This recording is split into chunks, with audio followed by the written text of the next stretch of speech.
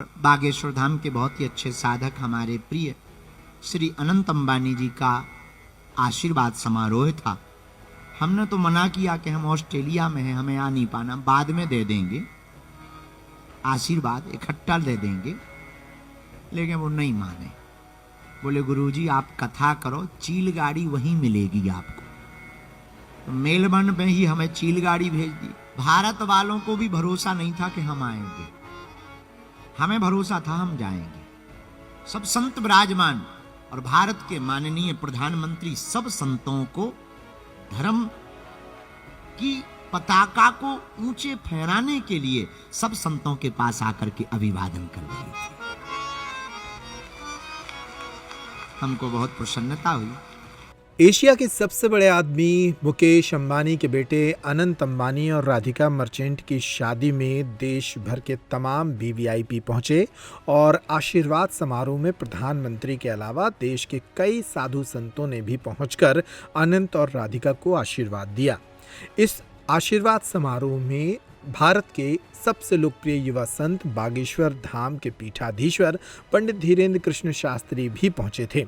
पंडित धीरेन्द्र कृष्ण शास्त्री की कथा इन दिनों ऑस्ट्रेलिया में चल रही है, लेकिन वे एक दिन के अवकाश के साथ भारत में इस शादी के लिए पहुंचे और दूल्हा दुल्हन को आशीर्वाद देने के बाद वापस सिडनी पहुंच गए हैं।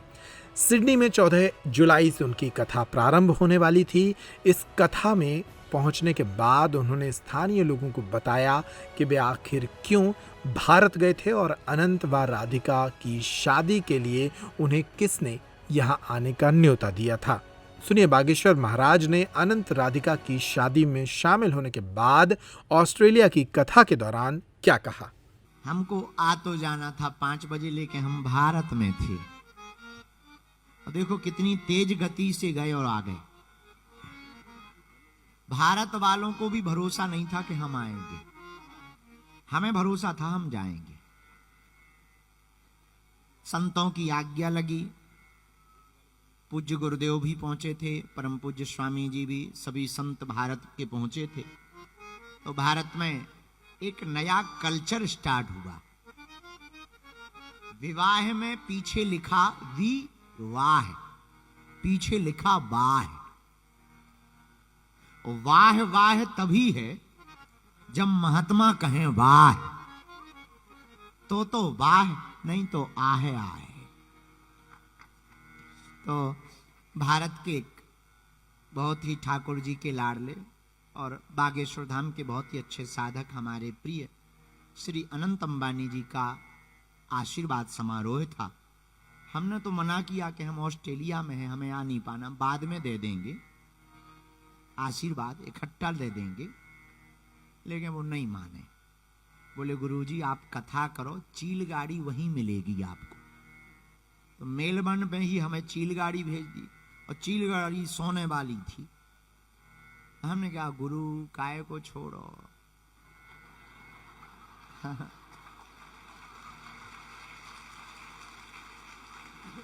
हमने हनुमान जी का नाम लिया, ये 4-5 बच्चे बैठाए और उड़ गए। 12 घंटे में पहुंचे, वहां पहुंचे, प्रसाद पाया, सुबह से पहुंचे, थोड़ा विश्राम किया, भोजन भजन हवन किया। शाम को सब संत आए, शंकराचार्य भी पहुंचे, उन सबके दर्शन किए, आशीर्वाद दिया और दे के ही तुरंत निकले और फिर चीलगाड़ी तैयार, फिर खड़ी रहे चीलगाड़ी। कैप्टन कहे वेलकम टू यू, सब अंग्रेज थे, हम कहा थैंक यू वेरी मच। एक बहन जी भी थी, वेलकम, हम कहे सिस्टर थैंक यू। बोली तैयार है, हम कहा बाबा भी तैयार है।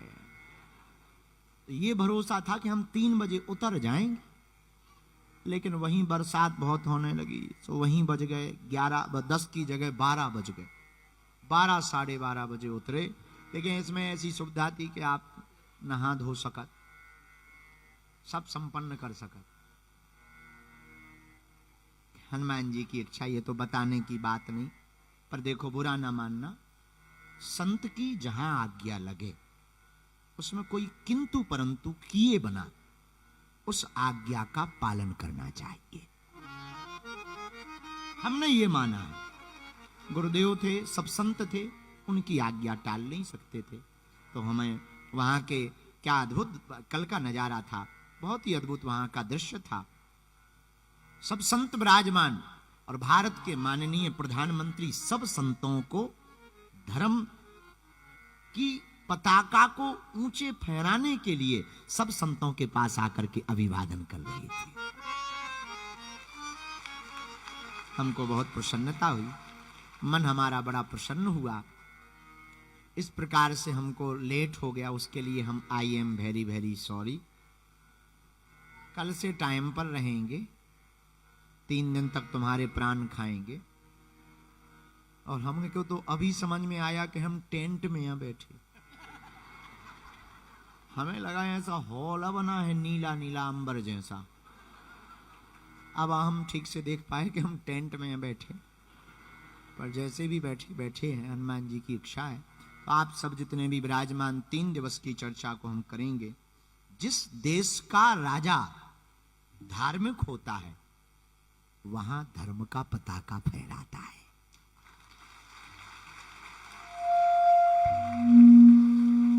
और अगर राजा धार्मिक हो तो पताका फहराना तो संभव ही है।